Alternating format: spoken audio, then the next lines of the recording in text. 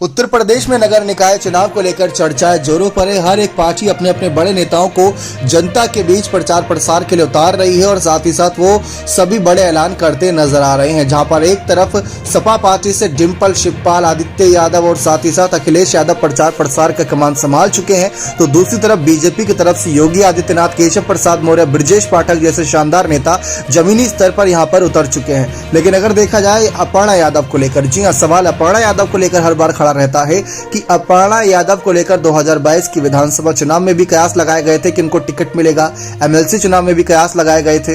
बीच में जब उपचुनाव की कुछ स्थिति बनी थी जहां आजमगढ़ और मैनपुरी उपचुनाव से वहां पर भी कयास लगाए गए।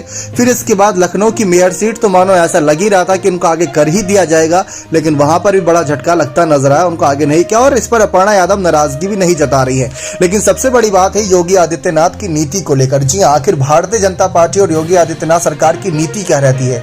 उनकी नीति साफ रहती है टिकट बंटवारे को लेकर कि टिकट ऐसे शख्स को मिलेगा, ऐसे शानदार नेता को मिलेगा जिसको जनता आगे करेगी। जनता की पसंद को ही यहाँ पर पहली पसंद मानती है बीजेपी, साफ देखने को मिलता है। और अगर अपर्णा यादव की बात करें, इससे पहले जो चुनावी कहीं न कहीं मैदानों पर शिरकत करी थी, हार का सामना करना पड़ा था। यादव परिवार यानी मुलायम परिवार की छोटी बहू जरूर है, लेकिन ये बात साफ है कि किसी के सरनेम या किसी के परिवार से गठजोड़ होने की वजह से किसी को टिकट बीजेपी में नहीं दिया जाता।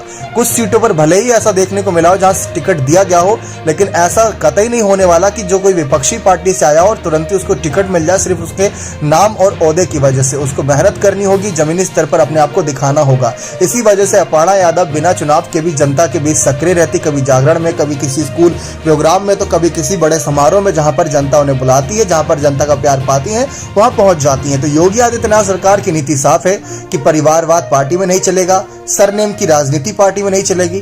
पार्टी में चलेगी तो सिर्फ मेहनत की राजनीति। जो मेहनत करेगा वो साफ तौर पर आगे जाता नजर आएगा। और अभी हाल ही में नगर निकाय चुनाव में कई बड़े बड़े मंत्री अपनी अपनी पत्नियों को, अपने अपने परिवार से, अपने घर के शख्स को आगे कर रहे थे, लेकिन योगी आदित्यनाथ ने साफ कर दिया था कि अपने परिवारों की अर्जी लगाना छोड़ दीजिए, टिकट उसी को मिलेगा जो काबिल है। ये बात साफ कर दी गई थी। इससे ब्रजेश पाठक की पत्नी को लेकर भी चर्चा थी कि लखनऊ की मेयर सीट से वो भी उतरना चाहते, क्योंकि लखनऊ की मेयर सीट सेफ सीट में आती है, लेकिन वहां पर उनको भी नहीं उतारा गया। तो ये योगी आदित्यनाथ सरकार की नीति है। देखते हैं इस नीति का सम्मान करते हुए अपर्णा यादव कब तक सब्र रखती हैं और कब बीजेपी उन्हें जिम्मेदारी देती है, और जिम्मेदारी देती है तो क्या बड़ी जिम्मेदारी होगी। बने रहे चैनल के साथ, ऐसी और तमाम जानकारियों के लिए बहुत बहुत धन्यवाद।